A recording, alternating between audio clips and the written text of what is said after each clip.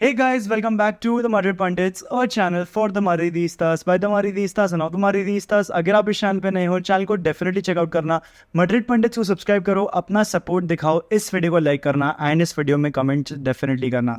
आज हम बात करने वाले हैं रियल मैड्रिड के बारे में। एक तरीके से तो ये भी कहा जा रहा है कि फ्लोरेंटिनो पेरेज ने अपनी सारी साइनिंग्स कंप्लीट कर ली हैं for the season, despite the fact कि यार ट्रांसफर विंडो को खुल के सिर्फ 6 दिन हुए हैं। ठीक है, मुट्ठी भर के 6 दिन हुए हैं ट्रांसफर विंडो को खुले हुए एंड अपेरेंटली रियल मैड्रिड ने अपनी सारी साइनिंग्स कंप्लीट कर ली है। तो कंसिडरिंग कि ऐसा कुछ हो चुका है, हम आज बात करने वाले हैं कि हम इन साइनिंग से क्या एक्सपेक्ट किया जा सकता है। हमने 4 प्लेयर्स को साइन किया है, just in case you did not know. हमने Fran Garcia, Brahim Diaz, Joselu and Jude Bellingham को साइन किया है। मेरे ख्याल से एक तरीके से तो इनमें सिर्फ एक ही साइनिंग है, बाकी 3 एक तरीके से रिटर्न्स है ऑफ प्लेयर्स जो ऑलरेडी खेल रहे थे क्लब के लिए एंड ला फैब्रिका में खेल चुके हैं या फिर लोन पे थे। Brahim Diaz is a player जिसको लोन से हम वापस लेकर आए हैं। एसी मिलान में काफ़ी अप एंड डाउन की स्टिंट रही है, इनकंसिस्टेंट रहे हैं ब्राहीम डियाज एसी मिलान में है।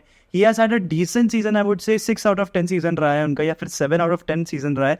कंसिडरिंग कि वो AC Milan after what they were, वो वहाँ से चैंपियंस लीग के सेमीफाइनल्स तक गए थे। तो फॉर दोज रीजंस मैं शायद से 7 आउट ऑफ 10 दूंगा। लेकिन ब्राहीम डियाज जब when it matter he has not stepped up, he did not deliver.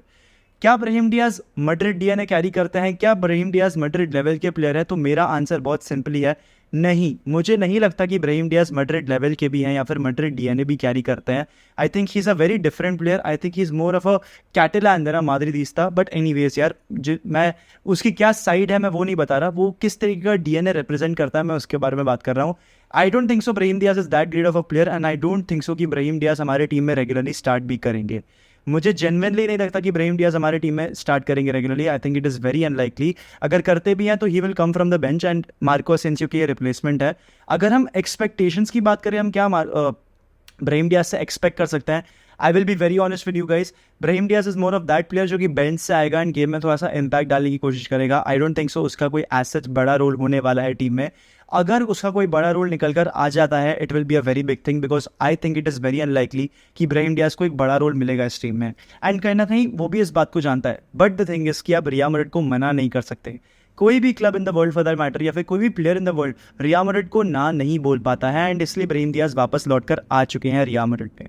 अभी इन टर्म्स ऑफ एक्सपेक्टेशंस कितने गोल्स मारेंगे वो? आई थिंक 7 से 8 गोल मारेंगे ब्राहीम डियाज पूरे सीजन में। आई डोंट थिंक उससे ज़्यादा उनको मौके भी मिलेंगे, बिकॉज हमारे अटैकर्स की अगर मैं यहाँ पर बात करूँ तो आपके पास 3 या 4 ऐसे अटैकर्स हैं जो ब्राहीम डियाज से इस समय बेटर हैं।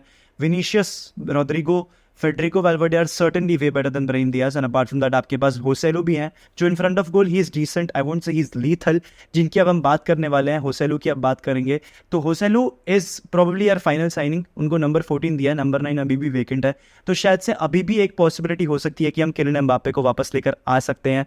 लेकिन अभी के लिए हम होसेलू पर स्टिक करेंगे, हम एम्बापे के बारे में बात नहीं करेंगे, because we are not talking about assumptions here, we are talking about दो साइनिंग्स जो कि कंप्लीट हो चुकी हैं।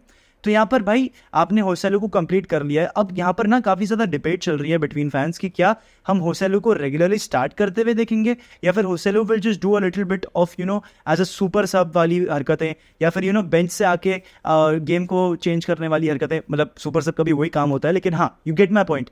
वो बेंच से आएंगे, वो बेंच को वार्म करेंगे। तो let me be very honest with you, मुझे नहीं लगता है कि Joselu could start El Clasico. मुझे नहीं लगता कि Joselu is that good enough कि वो एक मैड्रिड डर्बी स्टार्ट करें। अगर वो कर जाते हैं तो I think it would be more of a Chicharito level वाली साइनिंग। जैसे कि तुमको याद मालूम है कि चिचारितो ने इम्पैक्ट क्रिएट करा था। He was not the successful signing, लेकिन उसने इम्पैक्ट क्रिएट किया था in the very limited time जब वो रियल मैड्रिड में थे। आई थिंक होसेलू वैसा कुछ इम्पैक्ट ला के दे सकते हैं। ये भी कहा जाता है कि यार होसेलू बहुत ही इंजरी प्रोन प्लेयर है, तो कितना इवेंचुअली वो दे पाएगा वो भी डिबेटेबल है। ऊपर से वो 33-34 का भी है, तो क्या ही दे पाएगा। लेकिन भाई एक बहुत अच्छी चीज़ होसेलू ने करी है, उसका मेरे ख्याल से इन terms of his own ability एक बहुत ही सक्सेसफुल सीजन रहा है। होसेलू ने रफली कुछ 15 गोल्स मारे हैं ला लीगा में। आई थिंक बेंजेमा के बाद आई थिंक उसी का नंबर आता है, 4th in terms of La Liga rankings in terms of goals, ऐसा ही कुछ है। And he has won the Nations League. Nations League में उनका एक बहुत ही इंपॉर्टेंट रोल रहा है। Obviously in the semifinals he scored the winning goal and वो बहुत ही क्रूशियल हो गए थे। तो आई थिंक होसेलू एक बेंच वार्मर ही रहेंगे। I don't see Joselu starting ahead of Rodrygo और starting ahead of Federico Valverde. एक तो चीज़ यार मैं ये नहीं समझ पा रहा कि रियल मैड्रिड ने अपनी स्ट्रैटेजी बहुत डिफरेंट नहीं कर ली। आई मीन आप प्लेयर्स ला लीगा से एक्वायर कर रहे हो। एक टाइम ऐसा था जब रियल मैड्रिड ला लीगा के प्लेयर्स को छूती भी नहीं थी, नहीं देखती भी नहीं थी भाई। एक ऐसा टाइम भी हुआ करता था माद्रिदिस्तास, अगर तुमको याद हो तो। डेविड सोरिया को लाने की बात चल रही है, आप होसेलू को एस्पानियोल से लेकर आए हो। उसके बाद आपने फ्रान गार्सिया साइन किया है, एंड इतने सारे प्लेयर्स भाई। तो Real Madrid I think are moving towards a positive direction, but this is a completely different Real Madrid and very contrary to what we used to be in Zidane's first stint उस time पे। But चलो खैर, time तो बहुत बदल गए हैं, Madrid की इश्यूज़ भी अलग हो चुकी हैं एंड ऑल दैट, तो we won't get in the details. लेकिन भाई all over I think Joselu and Brahim Diaz, जिनकी मैंने अब तक बात करी है, these guys I don't think कि ये लोग रेगुलरली स्टार्ट करेंगे, बट हाँ रेगुलरली फीचर जरूर करेंगे। एंड क्या वो तब इम्पैक्ट क्रिएट कर पाता है? Now that is a debatable question, तुम मुझे कमेंट सेक्शन में ज़रूर बताना दोस्तों। लेकिन अब बात करते हैं दो ऐसी साइनिंग्स की जो आई थिंक फ्यूचर मार्क कर सकती हैं इस क्लब पे। यहाँ पर मैं बात करूंगा फ्रान गार्सिया और जूड बेलिंगम के बारे में। सबसे पहले मैं फ्रान गार्सिया की बात करूंगा। 5 मिलियन में हम इस लड़की को वापस लेकर आ चुके हैं। अगर तुम लोग को याद ना हो दोस्तों, जो मेरे को बहुत रेगुलरली देखता है काफ़ी लंबे टाइम से, मैं 2022 एक साल पहले से मैं रोए जा रहा था कि इस प्लेयर को साइन कर लो, इस प्लेयर को वापस लेकर आ जाओ, because Fran Garcia is absolutely electric.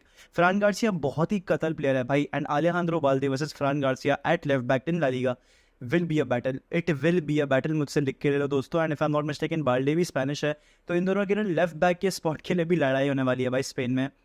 जो देला फुएंटे का प्रेफरेंस होगा, I think I feel Fran Garcia somewhere और दी अदर, लेकिन वो देखने वाली बात होगी, because Balde is no way behind भाई। Balde is one of my favourite players in Barcelona, तो it will be an amazing battle. अभी बात करें इससे मैं क्या एक्सपेक्ट करता हूँ, फ्रान गार्सिया मेरी क्या एक्सपेक्टेशंस है। फ्रान गार्सिया से ये सीजन में अपनी एक्सपेक्टेशंस उतनी हाई नहीं रखूंगा, लेकिन फ्रॉम नेक्स्ट सीजन ऑनवर्ड्स मैं फ्रान गार्सिया से काफ़ी हाई और एक बहुत ही रियलिस्टिक एक्सपेक्टेशन लेके चलूंगा।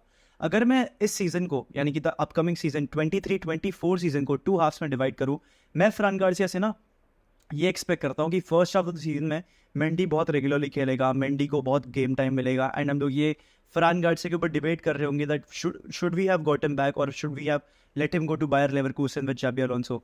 भाई फिर second half of the season आएगा and Fran Garcia will click, Fran Garcia will cook with Vinicius Junior, ये तुमको देखने को मिलेगा, बिकॉज फर्लैंड मेंडी तुम्हारे इंजरी इश्यूज़ के चक्कर में फिर से बच जाएंगे, एंड जो भी सारे इंपॉर्टेंट गेम्स आते हैं second half of the season में, वहाँ पर फ्रान गार्सिया आपके सारे मिनट्स ले जाएंगे, and Fran Garcia will become a regular in the team from 2024, mark my words दोस्तों, because he is that great of a player.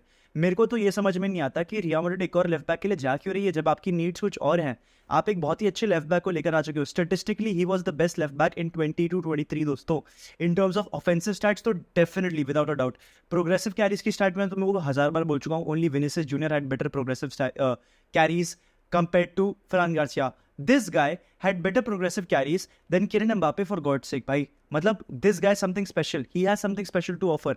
Now I get it कि रायो वालिकानो में जितना भी उसको बॉल के ऊपर कंट्रोल मिला था, जितना भी टाइम उसको बॉल पे स्पेंड करने को मिला था, वो उसको रियल मैड्रिड में नहीं करने को मिलेगा, वो ऑब्वियस है। लेकिन जितना भी मिलेगा, I think Fran Garcia will thrive, and Fran Garcia and Vinicius Junior on that left hand side will definitely cook भाई, दे विल डेफिनेटली कुक। मतलब I am super excited to see these two together in action alongside Camavinga in that left hand side, क्योंकि Camavinga obviously left central midfield पे खेलेगा, तो obviously भाई मतलब we went from Marcelo, Toni Kroos and Cristiano Ronaldo to Vinicius Junior, Eduardo Camavinga and Fran Garcia. I think हमारा left hand side is in safe pair of hands भाई। ये थी फ्रान Garcia के ऊपर बात। मेरी एक्सपेक्टेशंस फाइनली यही रहेगी उससे कि second half of the season में जब इंपॉर्टेंट गेम्स आएंगे, तब फ्रान गार्सिया अपना इम्पैक्ट करेगा, and that is what I am expecting from फ्रान Garcia. Now let's talk about Jude Bellingham, the final signing by. एक तरीके से 100 मिलियन प्लस स्पेंड किया है आपने इस प्लेयर पे। आई थिंक नेगोशिएट करने में आपने बहुत अच्छी चीज़ करी है रियल मैड्रिड ने। होनी काला फातन होजे एनहेल को यहाँ पर पूरे के पूरे क्रेडिट्स दूंगा मैं, बिकॉज 150 मिलियन 160 मिलियन एक टाइम पे एक्सपेक्ट किया जा रहा था, एंड रियल मैड्रिड ने 103 मिलियन में साइनिंग को कंप्लीट किया है। Obviously there are add ons, but I will not talk about them right now. Jude Bellingham से क्या एक्सपेक्टेशंस रखेंगे Madridistas, Real Madrid as a club क्या एक्सपेक्टेशंस रखेंगे जूड बेलिंगम से, चलिए आइए उसके बारे में बात करते हैं। लेकिन दोस्तों बिफोर हियरिंग मी, तुम भी कमेंट सेक्शन में जरूर बताना कि तुम्हें क्या लगता है जूड बेलिंगम क्या इंस्टेंट इम्पैक्ट क्रिएट कर पाएंगे। अब मैं बताता हूँ, because he is English, obviously English players उतना ज़्यादा सक्सेसफुल नहीं रहे हैं जितना वो प्रीमियर लीग में थे या फिर एल्सवेयर थे, बट जूड बेलिंगम से भाई मेरे को फीलिंग ही पूरी डिफरेंट आती है। Jude Bellingham has an aura around him at my age भाई। वो बंदा 19 का या 20 का जो भी है, मेरी एज का लौंडा, एंड रियल मैड्रिड के लिए साइन किया भाई ने 100 मिलियन से भी ज़्यादा कह, तो दैट इज़ एब्सोल्युटली अमेजिंग भाई। एंड अगर मेरे को और जूड बेलिंगम के बारे में बात करनी हो, आई थिंक इनिशियली वो थोड़ा स्ट्रगल जरूर करेगा to fit into the system, to fit with all these midfielders, and obviously भाई मैड्रिड के पास बहुत ही प्यारी डेप्थ है।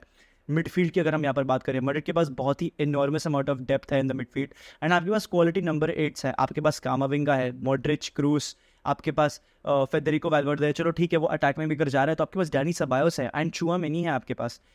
जूड बेलिंगम की इन सारे प्लेयर्स में से थोड़ी सी डिफरेंस ये रहेगी, obviously Kroos and Modric are way above all of them, but in terms of profile में यहाँ पर बात कर रहा हूँ, I think Jude Bellingham has something slightly different to offer. I think he is the complete package, I think he is the modern midfielder, and मुझे पता नहीं क्यों कहीं ना कहीं लगता है that he is the perfect successor to Luka Modric. I think ये सीजन आप फाइनली वो एवोल्यूशन वाला सीजन देखोगे जहाँ पर Luka Modric will be moved out of the lineup and आपको Jude Bellingham inside the lineup देखने को मिलेगा। अभी आप लोग के ना बहुत ही बर्निंग क्वेश्चन रहे हैं। एक उसमें से क्वेश्चन ये रहा है कि वेदांत भाई आपके हिसाब से क्या मिडफील्ड 3 होनी चाहिए, क्या मिडफील्ड पेयरिंग होनी चाहिए रियल मैड्रिड की?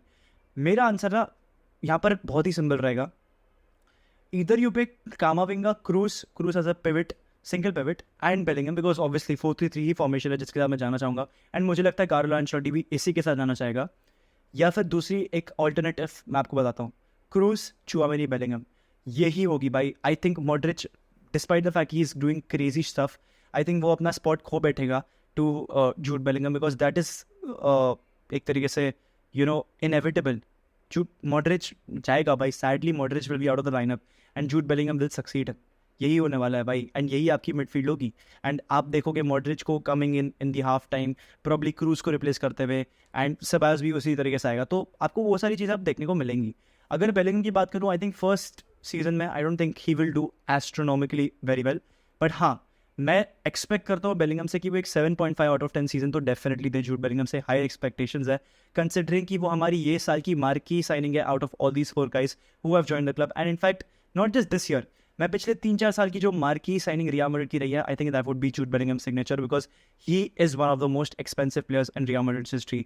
बट दोस्तों आज का वीडियो इतना ही था। अगर आपको वीडियो अच्छा लगा होगा प्लीज़ लाइक करना, अपना कमेंट सेक्शन में मेरे को डेफिनेटली वर्डिक्ट बताना कि तुम्हें क्या एक्सपेक्टेशंस इन सबसे, रेट करना कि तुम क्या लगता है कि कितना अच्छे से परफॉर्म कर पाएंगे, एंड डेफिनेटली दोस्तों मैड्रिड पंडित से सब्सक्राइब करो, इस वीडियो को लाइक करना, एंड डेफिनेटली भाई एंड तक मैड्रिड को सपोर्ट जरूर करना।